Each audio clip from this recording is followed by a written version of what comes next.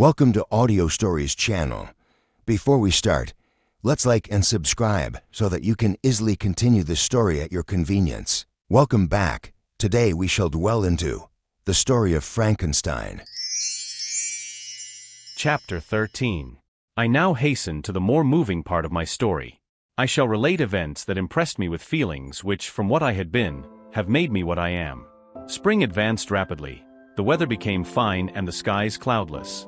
It surprised me that what before was desert and gloomy should now bloom with the most beautiful flowers and verdure. My senses were gratified and refreshed by 1,000 scents of delight and 1,000 sights of beauty. It was on one of these days, when my cottagers periodically rested from labor, the old man played on his guitar, and the children listened to him, that I observed the countenance of Felix was melancholy beyond expression. He sighed frequently, and once his father paused in his music, and I conjectured by his manner that he inquired the cause of his son's sorrow. Felix replied in a cheerful accent, and the old man was recommencing his music when someone tapped at the door. It was a lady on horseback, accompanied by a countryman as a guide.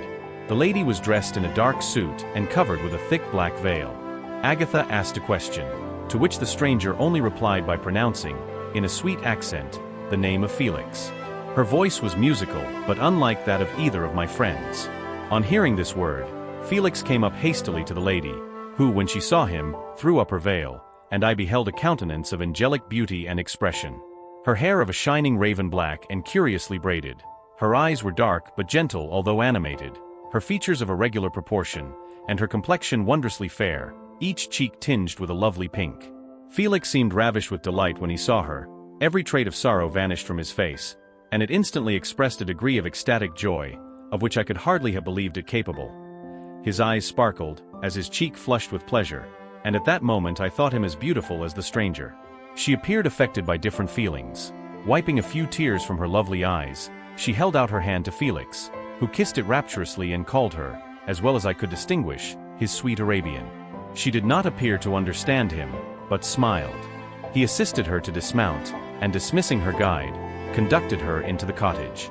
Some conversation took place between him and his father, and the young stranger knelt at the old man's feet and would have kissed his hand, but he raised her and embraced her affectionately.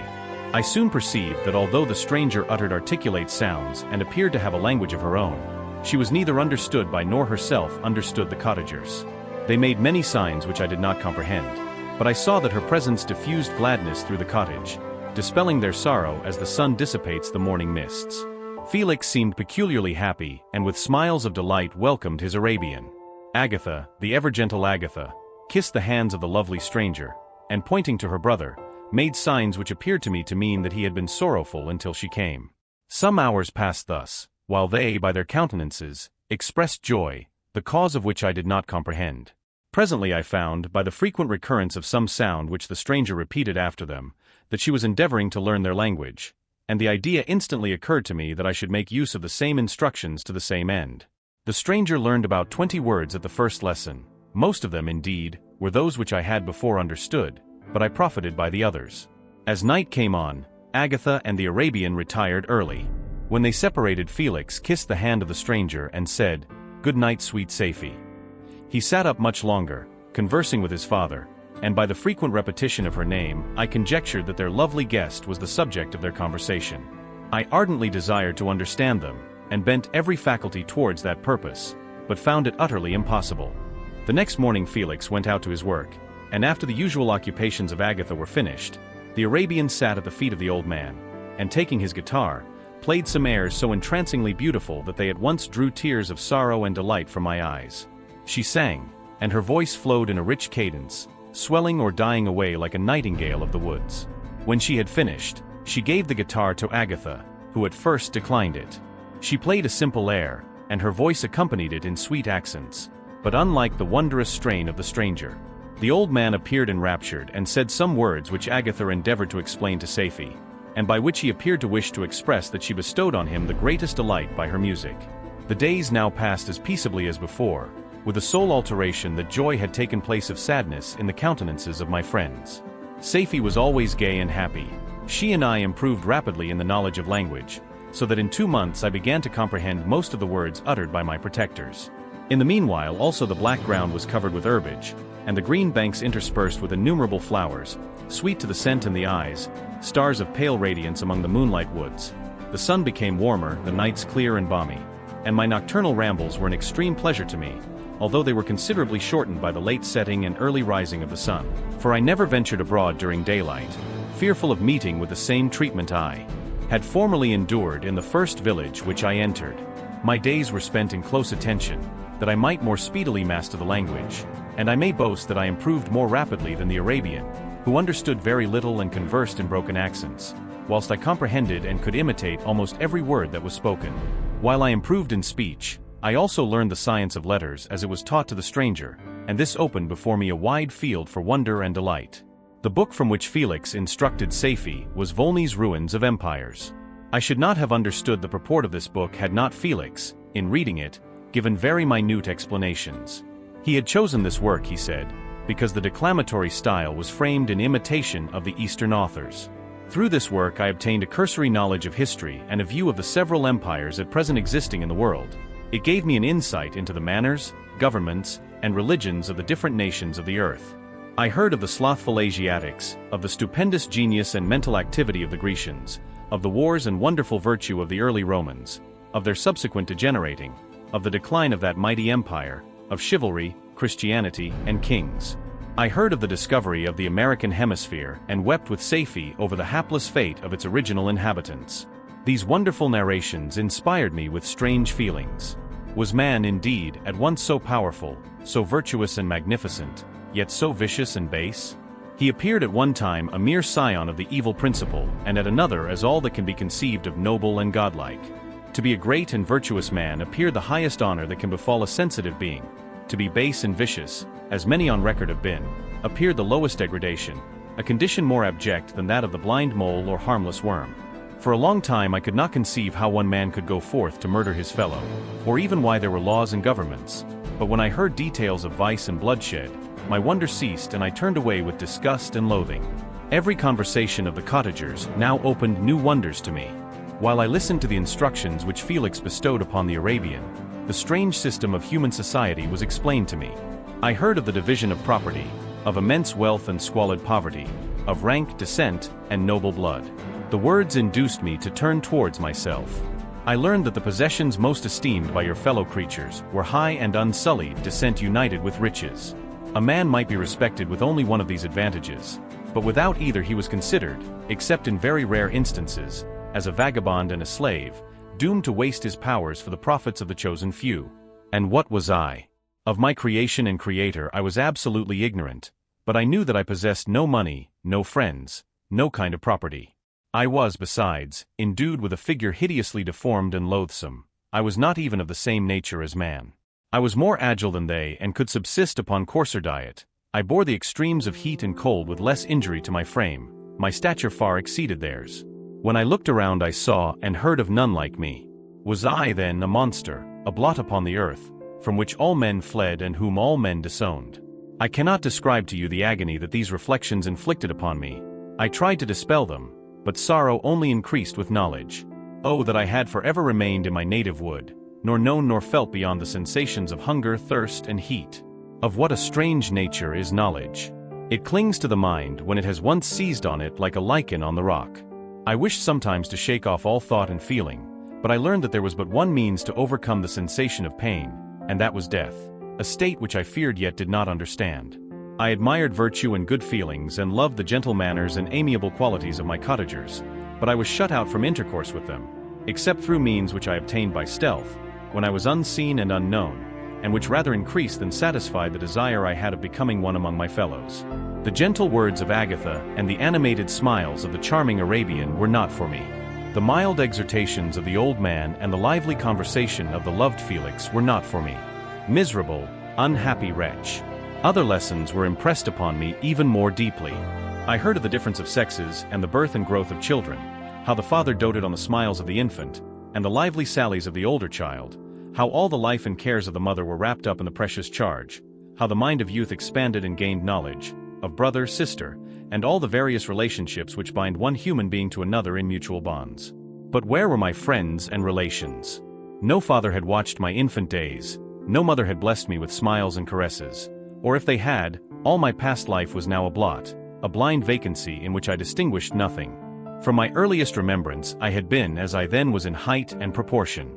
I had never yet seen a being resembling me or who claimed any intercourse with me. What was I? The question again recurred, to be answered only with groans. I will soon explain to what these feelings tended, but allow me now to return to the cottagers, whose story excited in me such various feelings of indignation, delight, and wonder, but which all terminated in additional love and reverence for my protectors, for so I loved, in an innocent half-painful self-deceit, to call them. Chapter 14. Some time elapsed before I learned the history of my friends. It was one which could not fail to impress itself deeply on my mind, unfolding as it did a number of circumstances, each interesting and wonderful to one so utterly inexperienced as I was. The name of the old man was de Lacy. He was descended from a good family in France, where he had lived for many years in affluence, respected by his superiors and beloved by his equals. His son was bred in the service of his country, and Agatha had ranked with ladies of the highest distinction. A few months before my arrival they had lived in a large and luxurious city called Paris, surrounded by friends and possessed of every enjoyment which virtue, refinement of intellect, or taste, accompanied by a moderate fortune, could afford. The father of Saifi had been the cause of their ruin.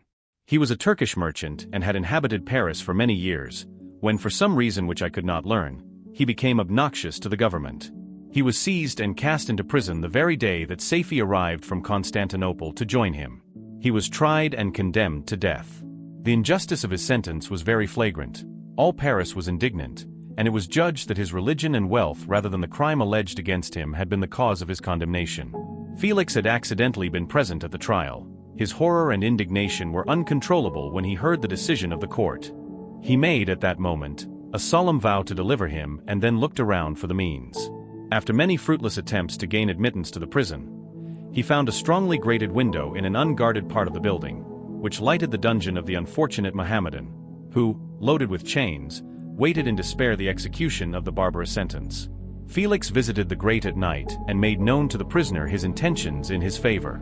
The Turk, amazed and delighted, endeavored to kindle the zeal of his deliverer by promises of reward and wealth. Felix rejected his offers with contempt, yet when he saw the lovely Saifi, who was allowed to visit her father and who by her gestures expressed her lively gratitude, the youth could not help owning to his own mind that the captive possessed a treasure which would fully reward his toil and hazard. The Turk quickly perceived the impression that his daughter had made on the heart of Felix, and endeavored to secure him more entirely in his interests by the promise of her hand in marriage, so soon as he should be conveyed to a place of safety. Felix was too delicate to accept this offer, yet he looked forward to the probability of the event as to the consummation of his happiness. During the ensuing days, while the preparations were going forward for the escape of the merchant, the zeal of Felix was warmed by several letters that he received from this lovely girl, who found means to express her thoughts in the language of her lover by the aid of an old man, a servant of her father who understood French. She thanked him in the most ardent terms for his intended services towards her parent, and at the same time she gently deplored her own fate. I have copies of these letters, for I found means, during my residence in the hovel, to procure the implements of writing, and the letters were often in the hands of Felix or Agatha. Before I depart I will give them to you. They will prove the truth of my tale, but at present, as the sun is already far declined, I shall only have time to repeat the substance of them to you. Saifi related that her mother was a Christian Arab, seized and made a slave by the Turks. Recommended by her beauty, she had won the heart of the father of Saifi, who married her. The young girl spoke in high and enthusiastic terms of her mother, who, born in freedom, spurned the bondage to which she was now reduced. She instructed her daughter in the tenets of her religion, and taught her to aspire to higher powers of intellect and an independence of spirit forbidden to the female followers of Muhammad. This lady died, but her lessons were indelibly impressed on the mind of Saifi, who, sickened at the prospect of again returning to Asia and being immured within the walls of a harem, allowed only to occupy herself with infantile amusements, ill-suited to the temper of her soul, now accustomed to grand ideas and a noble emulation for virtue. The prospect of marrying a Christian and remaining in a country where women were allowed to take a rank in society was enchanting to her. The day for the execution of the Turk was fixed, but on the night previous to it he quitted his prison and before morning was distant many leagues from Paris. Felix had procured passports in the name of his father, sister, and himself. He had previously communicated his plan to the former, who aided the deceit by quitting his house, under the pretense of a journey, and concealed himself, with his daughter, in an obscure part of Paris. Felix conducted the fugitives through France to Lyons and across Mont Cenis to Leghorn, where the merchant had decided to wait a favorable opportunity of passing into some part of the Turkish dominions. Seyfi resolved to remain with her father until the moment of his departure, before which time the Turk renewed his promise that she should be united to his deliverer, and Felix remained with them in expectation of that event. And in the meantime he enjoyed the society of the Arabian, who exhibited towards him the simplest and tenderest affection. They conversed with one another through the means of an interpreter, and sometimes with the interpretation of looks, and Seyfi sang to him the divine airs of her native country. The Turk allowed this intimacy to take place and encouraged the hopes of the youthful lovers, while in his heart he had formed far other plans. He loathed the idea that his daughter should be united to a Christian, but he feared the resentment of Felix if he should appear lukewarm, for he knew that he was still in the power of his deliverer if he should choose to betray him to the Italian state which they inhabited. He revolved 1,000 plans by which he should be enabled to prolong the deceit until it might be no longer necessary, and secretly to take his daughter with him when he departed. His plans were facilitated by the news which arrived from Paris. The government of France were greatly enraged at the escape of their victim and spared no pains to detect and punish his deliverer. The plot of Felix was quickly discovered, and de Lacy and Agatha were thrown into prison. The news reached Felix and roused him from his dream of pleasure. His blind and aged father and his gentle sister lay in a noisome dungeon while he enjoyed the free air and the society of her whom he loved. This idea was torture to him. He quickly arranged with the Turk that if the latter should find a favorable opportunity for escape before Felix could return to Italy, Seyfi should remain as a boarder at a convent at Leghorn, and then, quitting the lovely Arabian, he hastened to Paris and delivered himself up to the vengeance of the law, hoping to free de Lacy and Agatha by this proceeding. He did not succeed. They remained confined for 5 months before the trial took place, the result of which deprived them of their fortune and condemned them to a perpetual exile from their native country. They found a miserable asylum in the cottage in Germany, where I discovered them. Felix soon learned that the treacherous Turk, for whom he and his family endured such unheard of oppression, on discovering that his deliverer was thus reduced to poverty and ruin, became a traitor to good feeling and honor and had quitted Italy with his daughter, insultingly sending Felix a pittance of money to aid him, as he said, in some plan of future maintenance. Such were the events that preyed on the heart of Felix and rendered him, when I first saw him, the most miserable of his family. He could have endured poverty, and while this distress had been the meed of his virtue, he gloried in it, but the ingratitude of the Turk and the loss of his beloved Seyfi were misfortunes more bitter and irreparable. The arrival of the Arabian now infused new life into his soul. When the news reached Leghorn that Felix was deprived of his wealth and rank, the merchant commanded his daughter to think no more of her lover, but to prepare to return to her native country. The generous nature of Seyfi was outraged by this command. She attempted to expostulate with her father, but he left her angrily, reiterating his tyrannical mandate. A few days after, the Turk entered his daughter's apartment and told her hastily that he had reason to believe that his residence at Leghorn had been divulged and that he should speedily be delivered up to the French government. He had consequently hired a vessel to convey him to Constantinople, for which city he should sail in a few hours.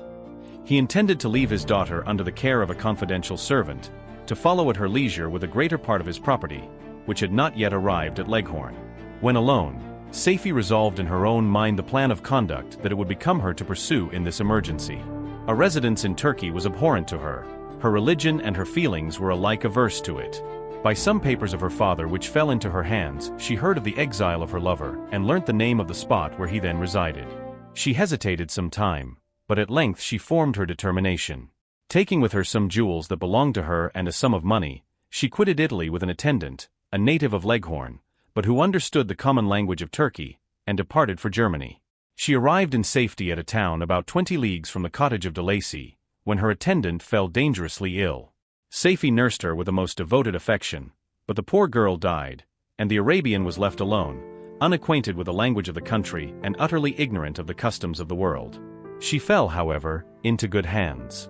The Italian had mentioned the name of the spot for which they were bound, and after her death the woman of the house in which they had lived took care that Seyfi should arrive in safety at the cottage of her lover. Chapter 15. Such was the history of my beloved cottagers. It impressed me deeply. I learned, from the views of social life which it developed, to admire their virtues and to deprecate the vices of mankind. As yet I looked upon crime as a distant evil. Benevolence and generosity were ever present before me, inciting within me a desire to become an actor in the busy scene where so many admirable qualities were called forth and displayed. But in giving an account of the progress of my intellect, I must not omit a circumstance which occurred in the beginning of the month of August of the same year. One night during my accustomed visit to the neighboring wood where I collected my own food and brought home firing for my protectors, I found on the ground a leathern portmanteau containing several articles of dress and some books.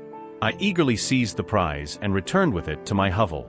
Fortunately, the books were written in the language, the elements of which I had acquired at the cottage. They consisted of Paradise Lost, a volume of Plutarch's Lives, and the Sorrows of Werther. The possession of these treasures gave me extreme delight.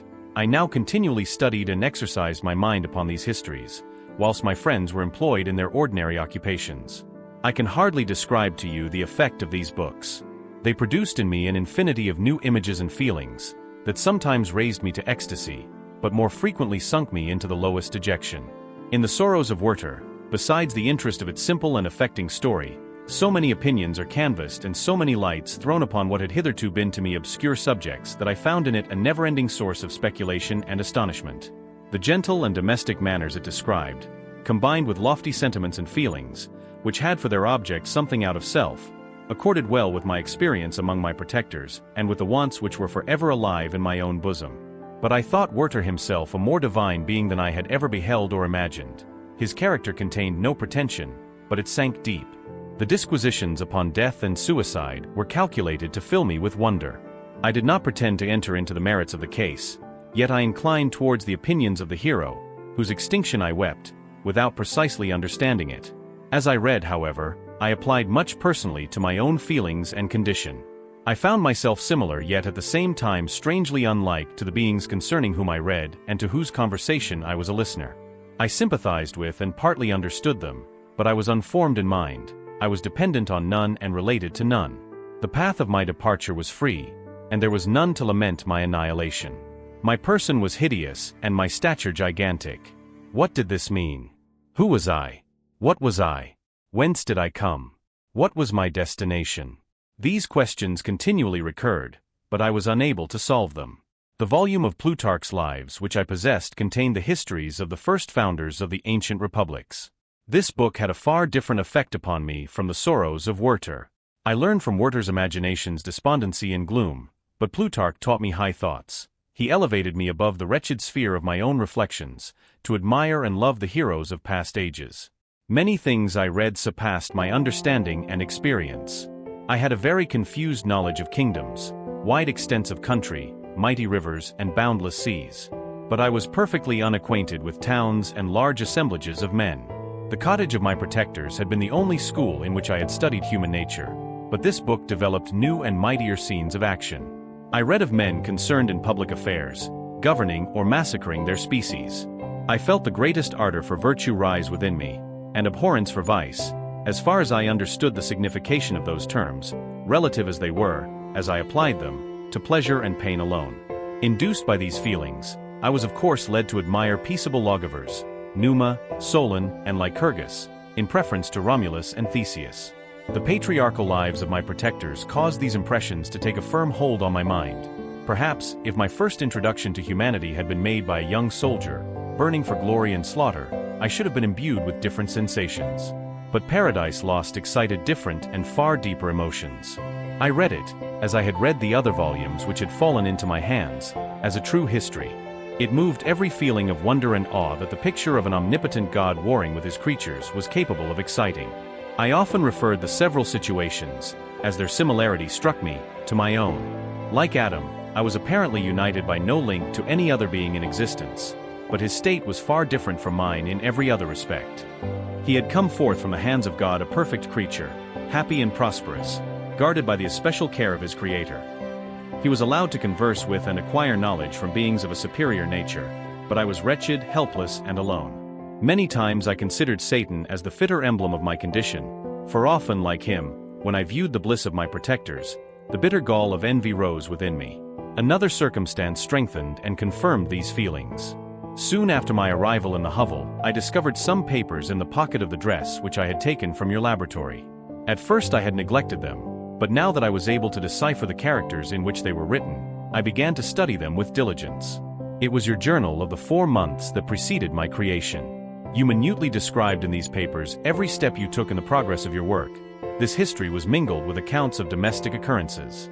You doubtless recollect these papers. Here they are. Everything is related in them which bears reference to my accursed origin. The whole detail of that series of disgusting circumstances which produced it is set in view.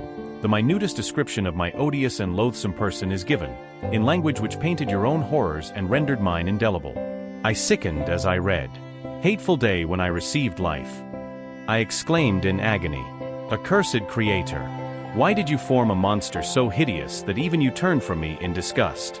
God in pity made man beautiful and alluring, after his own image. But my form is a filthy type of yours, more horrid even from the very resemblance. Satan had his companions, fellow devils, to admire and encourage him, but I am solitary and abhorred. These were the reflections of my hours of despondency and solitude. But when I contemplated the virtues of the cottagers, their amiable and benevolent dispositions, I persuaded myself that when they should become acquainted with my admiration of their virtues they would compassionate me and overlook my personal deformity.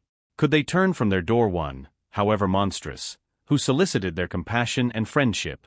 I resolved at least not to despair, but in every way to fit myself for an interview with them which would decide my fate. I postponed this attempt for some months longer, for the importance attached to its success inspired me with a dread lest I should fail. Besides, I found that my understanding improved so much with every day's experience that I was unwilling to commence this undertaking until a few more months should have added to my sagacity. Several changes, in the meantime, took place in the cottage. The presence of safety diffused happiness among its inhabitants, and I also found that a greater degree of plenty reigned there. Felix and Agatha spent more time in amusement and conversation, and were assisted in their labors by servants. They did not appear rich, but they were contented and happy. Their feelings were serene and peaceful, while mine became every day more tumultuous. Increase of knowledge only discovered to me more clearly what a wretched outcast I was. I cherished hope, it is true, but it vanished when I beheld my person reflected in water or my shadow in the moonshine, even as that frail image and that inconstant shade. I endeavored to crush these fears and to fortify myself for the trial which in a few months I resolved to undergo, and sometimes I allowed my thoughts, unchecked by reason, to ramble in the fields of paradise, and dared to fancy amiable and lovely creatures sympathizing with my feelings and cheering my gloom. Their angelic countenances breathed smiles of consolation. But it was all a dream. No Eve soothed my sorrows nor shared my thoughts. I was alone. I remembered Adam's supplication to his Creator. But where was mine? He had abandoned me, and in the bitterness of my heart I cursed him. Autumn passed thus. I saw with surprise and grief the leaves decay and fall, and nature again assumed the barren and bleak appearance it had worn when I first beheld the woods and the lovely moon. Yet I did not heed the bleakness of the weather. I was better fitted by my conformation for the endurance of cold than heat. But my chief delights were the sight of the flowers, the birds, and all the gay apparel of summer. When those deserted me, I turned with more attention towards the cottagers. Their happiness was not decreased by the absence of summer. They loved and sympathized with one another, and their joys, depending on each other, were not interrupted by the casualties that took place around them. The more I saw of them, the greater became my desire to claim their protection and kindness. My heart yearned to be known and loved by these amiable creatures. To see their sweet looks directed towards me with affection was the utmost limit of my ambition. I dared not think that they would turn them from me with disdain and horror. The poor that stopped at their door were never driven away. I asked, it is true, for greater treasures than a little food or rest. I required kindness and sympathy, but I did not believe myself utterly unworthy of it. The winter advanced, and an entire revolution of the seasons had taken place since I awoke into life. My attention at this time was solely directed towards my plan of introducing myself into the cottage of my protectors. I revolved many projects, but that on which I finally fixed was to enter the dwelling when the blind old man should be alone. I had sagacity enough to discover that the unnatural hideousness of my person was the chief object of horror with those who had formerly beheld me. My voice, although harsh, had nothing terrible in it. I thought, therefore, that if in the absence of his children I could gain the goodwill and mediation of the old de Lacy, I might by his means be tolerated by my younger protectors. One day, when the sun shone on the red leaves that strewed the ground and diffused cheerfulness, although it denied warmth, Safie, Agatha, and Felix departed on a long country walk, and the old man, at his own desire, was left alone in the cottage. When his children had departed, he took up his guitar and played several mournful but sweet airs, more sweet and mournful than I had ever heard him play before. At first his countenance was illuminated with pleasure, but as he continued, thoughtfulness and sadness succeeded. At length, laying aside the instrument, he sat absorbed in reflection. My heart beat quick. This was the hour and moment of trial, which would decide my hopes or realize my fears. The servants were gone to a neighboring fair. All was silent in and around the cottage. It was an excellent opportunity, yet when I proceeded to execute my plan, my limbs failed me and I sank to the ground. Again I rose, and exerting all the firmness of which I was master, removed the planks which I had placed before my hovel to conceal my retreat. The fresh air revived me, and with renewed determination I approached the door of their cottage. I knocked. "Who is there?" said the old man. "Come in." I entered. "Pardon this intrusion," said I. "I am a traveler in want of a little rest. You would greatly oblige me if you would allow me to remain a few minutes before the fire." "Enter," said de Lacy, "and I will try in what manner I can to relieve your wants. But unfortunately my children are from home, and as I am blind, I am afraid I shall find it difficult to procure food for you. Do not trouble yourself, my kind host. I have food. It is warmth and rest only that I need." I sat down, and a silence ensued. I knew that every minute was precious to me, yet I remained irresolute in what manner to commence the interview, when the old man addressed me. "By your language, stranger, I suppose you are my countryman. Are you French?" "No, but I was educated by a French family and understand that language only. I am now going to claim the protection of some friends, whom I sincerely love, and of whose favor I have some hopes. Are they Germans?" "No, they are French. But let us change the subject. I am an unfortunate and deserted creature. I look around and I have no relation or friend upon earth. These amiable people to whom I go have never seen me and know little of me. I am full of fears, for if I fail there, I am an outcast in the world forever. Do not despair. To be friendless is indeed to be unfortunate, but the hearts of men, when unprejudiced by any obvious self-interest, are full of brotherly love and charity. Rely therefore on your hopes, and if these friends are good and amiable, do not despair. They are kind, they are the most excellent creatures in the world, but unfortunately they are prejudiced against me. I have good dispositions. My life has been hitherto harmless and in some degree beneficial, but a fatal prejudice clouds their eyes, and where they ought to see a feeling and kind friend, they behold only a detestable monster. That is indeed unfortunate, but if you are really blameless, cannot you undeceive them? I am about to undertake that task, and it is on that account that I feel so many overwhelming terrors. I tenderly love these friends. I have, unknown to them, been for many months in the habits of daily kindness towards them, but they believe that I wish to injure them, and it is that prejudice which I wish to overcome. Where do these friends reside? Near this spot. The old man paused and then continued. If you will unreservedly confide to me the particulars of your tale, I perhaps may be of use in undeceiving them. I am blind and cannot judge of your countenance, but there is something in your words which persuades me that you are sincere. I am poor and an exile, but it will afford me true pleasure to be in any way serviceable to a human creature. Excellent man. I thank you and accept your generous offer. You raise me from the dust by this kindness, and I trust that, by your aid, I shall not be driven from the society and sympathy of your fellow creatures. Heaven forbid. Even if you were really criminal, for that can only drive you to desperation, and not instigate you to virtue. I also am unfortunate. I and my family have been condemned, although innocent. Judge therefore if I do not feel for your misfortunes. How can I thank you, my best and only benefactor? From your lips first have I heard the voice of kindness directed towards me. I shall be forever grateful, and your present humanity assures me of success with those friends whom I am on the point of meeting. May I know the names and residence of those friends? I paused. This, I thought, was the moment of decision, which was to rob me of or bestow happiness on me forever. I struggled vainly for firmness sufficient to answer him, but the effort destroyed all my remaining strength. I sank on the chair and sobbed aloud. At that moment, I heard the steps of my younger protectors. I had not a moment to lose, but seizing the hand of the old man, I cried, "Now is the time. Save and protect me. You and your family are the friends whom I seek. Do not you desert me in the hour of trial." "Great God!" exclaimed the old man. "Who are you?"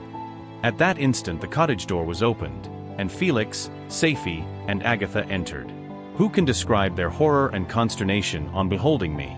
Agatha fainted, and Safie, unable to attend to her friend, rushed out of the cottage. Felix darted forward, and with supernatural force tore me from his father, to whose knees I clung. In a transport of fury, he dashed me to the ground and struck me violently with a stick. I could have torn him limb from limb, as the lion rends the antelope. But my heart sank within me as with bitter sickness, and I refrained. I saw him on the point of repeating his blow, when, overcome by pain and anguish, I quitted the cottage, and in the general tumult escaped unperceived to my hovel. Chapter 16. Cursed, cursed creator. Why did I live? Why in that instant did I not extinguish the spark of existence which you had so wantonly bestowed? I know not. Despair had not yet taken possession of me. My feelings were those of rage and revenge. I could with pleasure have destroyed the cottage and its inhabitants and have glutted myself with their shrieks and misery. When night came I quitted my retreat and wandered in the wood. And now, no longer restrained by the fear of discovery, I gave vent to my anguish in fearful howlings. I was like a wild beast that had broken the toils, destroying the objects that obstructed me and ranging through the wood with a stag-like swiftness. Oh, what a miserable night I passed!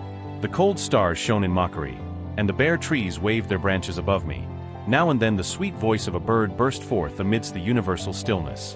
All save I were at rest or in enjoyment. I, like the archfiend, bore a hell within me, and finding myself unsympathized with, wished to tear up the trees, spread havoc and destruction around me, and then to have sat down and enjoyed the ruin.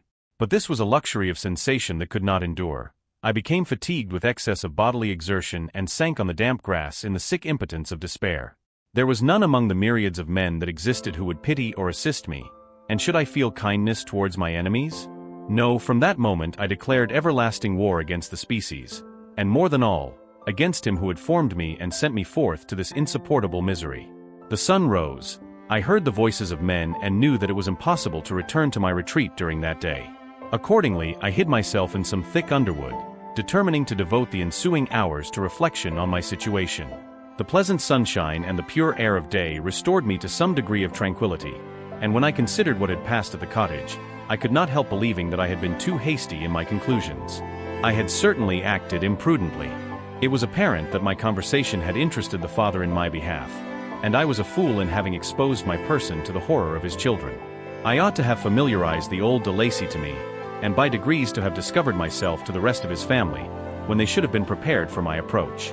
But I did not believe my errors to be irretrievable, and after much consideration I resolved to return to the cottage, seek the old man, and by my representations win him to my party. These thoughts calmed me, and in the afternoon I sank into a profound sleep, but the fever of my blood did not allow me to be visited by peaceful dreams. The horrible scene of the preceding day was forever acting before my eyes. The females were flying and the enraged Felix tearing me from his father's feet. I awoke exhausted, and finding that it was already night, I crept forth from my hiding place, and went in search of food. When my hunger was appeased, I directed my steps towards the well-known path that conducted to the cottage. All there was at peace. I crept into my hovel and remained in silent expectation of the accustomed hour when the family arose. That hour passed. The sun mounted high in the heavens, but the cottagers did not appear. I trembled violently, apprehending some dreadful misfortune. The inside of the cottage was dark, and I heard no motion. I cannot describe the agony of the suspense. Presently 2 countrymen passed by, but pausing near the cottage, they entered into conversation, using violent gesticulations, but I did not understand what they said, as they spoke the language of the country, which differed from that of my protectors. Soon after, however, Felix approached with another man. I was surprised, as I knew that he had not quitted the cottage that morning, and waited anxiously to discover from his discourse the meaning of these unusual appearances. "Do you consider," said his companion to him, "that you will be obliged to pay 3 months' rent and to lose the produce of your garden? I do not wish to take any unfair advantage, and I beg therefore that you will take some days to consider of your determination." "It is utterly useless," replied Felix. "We can never again inhabit your cottage. The life of my father is in the greatest danger, owing to the dreadful circumstance that I have related. My wife and my sister will never recover from their horror. I entreat you not to reason with me any more. Take possession of your tenement and let me fly from this place." Felix trembled violently as he said this. He and his companion entered the cottage, in which they remained for a few minutes, and then departed. I never saw any of the family of de Lacy more. I continued for the remainder of the day in my hovel in a state of utter and stupid despair. My protectors had departed and had broken the only link that held me to the world. For the first time the feelings of revenge and hatred filled my bosom, and I did not strive to control them, but allowing myself to be borne away by the stream, I bent my mind towards injury and death.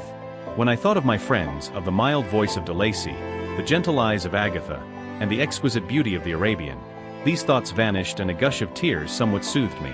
But again when I reflected that they had spurned and deserted me, anger returned, a rage of anger, and unable to injure anything human, I turned my fury towards inanimate objects. As night advanced, I placed a variety of combustibles around the cottage, and after having destroyed every vestige of cultivation in the garden, I waited with forced impatience until the moon had sunk to commence my operations. As the night advanced, a fierce wind arose from the woods and quickly dispersed the clouds that had loitered in the heavens. The blast tore along like a mighty avalanche and produced a kind of insanity in my spirits that burst all bounds of reason and reflection. I lighted the dry branch of a tree and danced with fury around the devoted cottage, my eyes still fixed on the western horizon, the edge of which the moon nearly touched. A part of its orb was at length hid, and I waved my brand. It sank, and with a loud scream I fired the straw and heath and bushes which I had collected.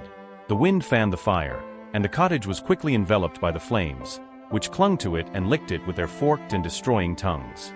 As soon as I was convinced that no assistance could save any part of the habitation, I quitted the scene and sought for refuge in the woods. And now, with the world before me, whither should I bend my steps? I resolved to fly far from the scene of my misfortunes, but to me, hated and despised, every country must be equally horrible. At length the thought of you crossed my mind.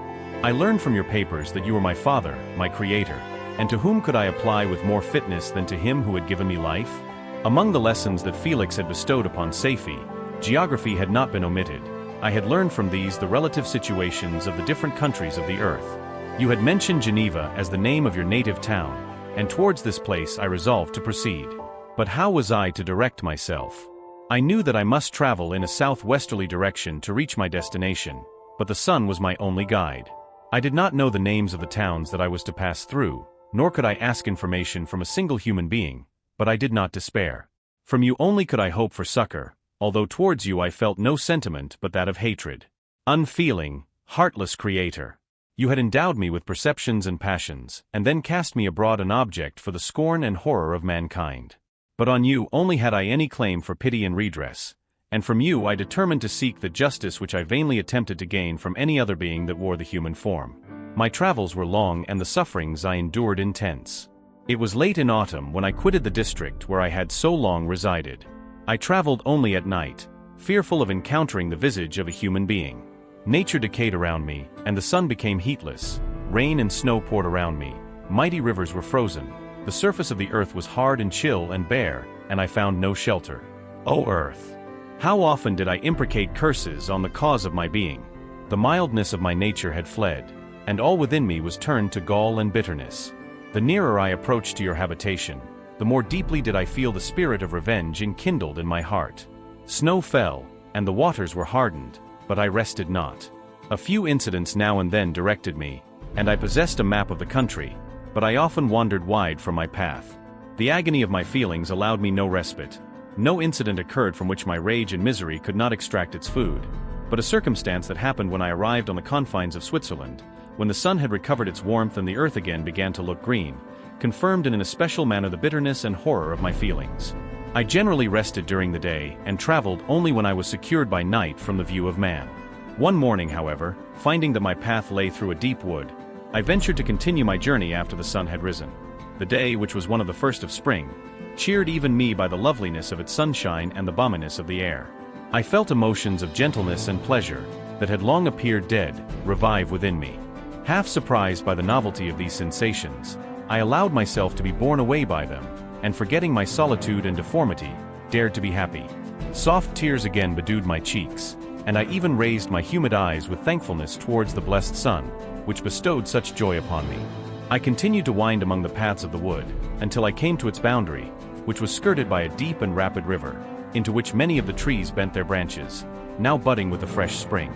Here I paused, not exactly knowing what path to pursue, when I heard the sound of voices, that induced me to conceal myself under the shade of a cypress.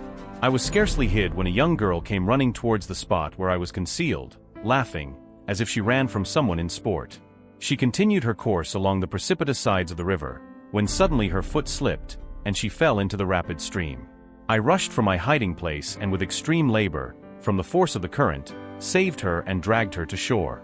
She was senseless, and I endeavored by every means in my power to restore animation, when I was suddenly interrupted by the approach of a rustic, who was probably the person from whom she had playfully fled. On seeing me, he darted towards me, and tearing the girl from my arms, hastened towards the deeper parts of the wood. I followed speedily, I hardly knew why, but when the man saw me draw near, he aimed a gun which he carried at my body and fired. I sank to the ground, and my injurer, with increased swiftness, escaped into the wood. This was then the reward of my benevolence. I had saved a human being from destruction, and as a recompense I now writhed under the miserable pain of a wound which shattered the flesh and bone. The feelings of kindness and gentleness which I had entertained but a few moments before gave place to hellish rage and gnashing of teeth.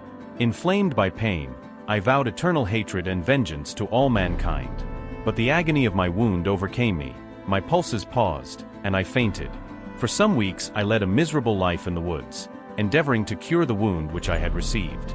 The ball had entered my shoulder, and I knew not whether it had remained there or passed through. At any rate, I had no means of extracting it. My sufferings were augmented also by the oppressive sense of the injustice and ingratitude of their infliction. My daily vows rose for revenge, a deep and deadly revenge, such as would alone compensate for the outrages and anguish I had endured. After some weeks my wound healed, and I continued my journey. The labors I endured were no longer to be alleviated by the bright sun or gentle breezes of spring. All joy was but a mockery which insulted my desolate state and made me feel more painfully that I was not made for the enjoyment of pleasure. But my toils now drew near a close, and in 2 months from this time I reached the environs of Geneva. It was evening when I arrived, and I retired to a hiding place among the fields that surround it to meditate in what manner I should apply to you.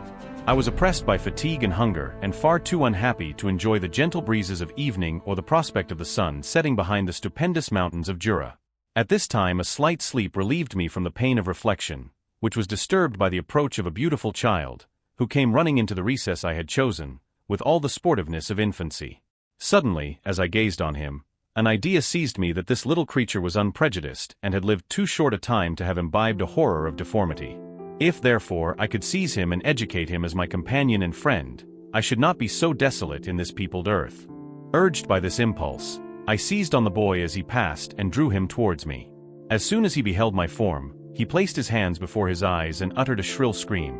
I drew his hand forcibly from his face and said, "Child, what is the meaning of this? I do not intend to hurt you, listen to me." He struggled violently. "Let me go," he cried, "monster. Ugly wretch. You wish to eat me and tear me to pieces. You are an ogre. Let me go, or I will tell my papa. Boy, you will never see your father again. You must come with me. Hideous monster. Let me go. My papa is a syndic. He is M. Frankenstein. He will punish you. You dare not keep me. Frankenstein. You belong then to my enemy, to him towards whom I have sworn eternal revenge. You shall be my first victim." The child still struggled and loaded me with epithets which carried despair to my heart. I grasped his throat to silence him, and in a moment he lay dead at my feet. I gazed on my victim, and my heart swelled with exultation and hellish triumph. Clapping my hands, I exclaimed, "I too can create desolation. My enemy is not invulnerable. This death will carry despair to him, and 1,000 other miseries shall torment and destroy him." As I fixed my eyes on the child, I saw something glittering on his breast. I took it. It was a portrait of a most lovely woman. In spite of my malignity, it softened and attracted me. For a few moments I gazed with delight on her dark eyes, fringed by deep lashes, and her lovely lips, but presently my rage returned. I remembered that I was forever deprived of the delights that such beautiful creatures could bestow, and that she whose resemblance I contemplated would, in regarding me, have changed that air of divine benignity to one expressive of disgust and affright. Can you wonder that such thoughts transported me with rage? I only wonder that at that moment, instead of venting my sensations in exclamations and agony, I did not rush among mankind and perish in the attempt to destroy them. While I was overcome by these feelings, I left the spot where I had committed the murder, and seeking a more secluded hiding place, I entered a barn which had appeared to me to be empty. A woman was sleeping on some straw. She was young, not indeed so beautiful as her whose portrait I held, but of an agreeable aspect and blooming in the loveliness of youth and health. Here, I thought, is one of those whose joy-imparting smiles are bestowed on all but me. And then I bent over her and whispered, "Awake, fairest, thy lover is near. He who would give his life but to obtain one look of affection from thine eyes. My beloved, awake." The sleeper stirred. A thrill of terror ran through me. Should she indeed awake, and see me, and curse me, and denounce the murderer?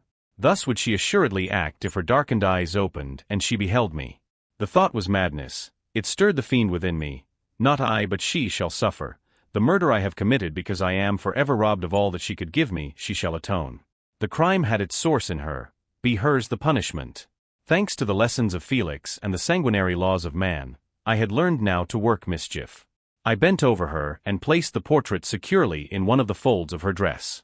She moved again, and I fled. For some days I haunted the spot where these scenes had taken place, sometimes wishing to see you, sometimes resolved to quit the world and its miseries forever. At length I wandered towards these mountains, and have ranged through their immense recesses, consumed by a burning passion which you alone can gratify. We may not part until you have promised to comply with my requisition.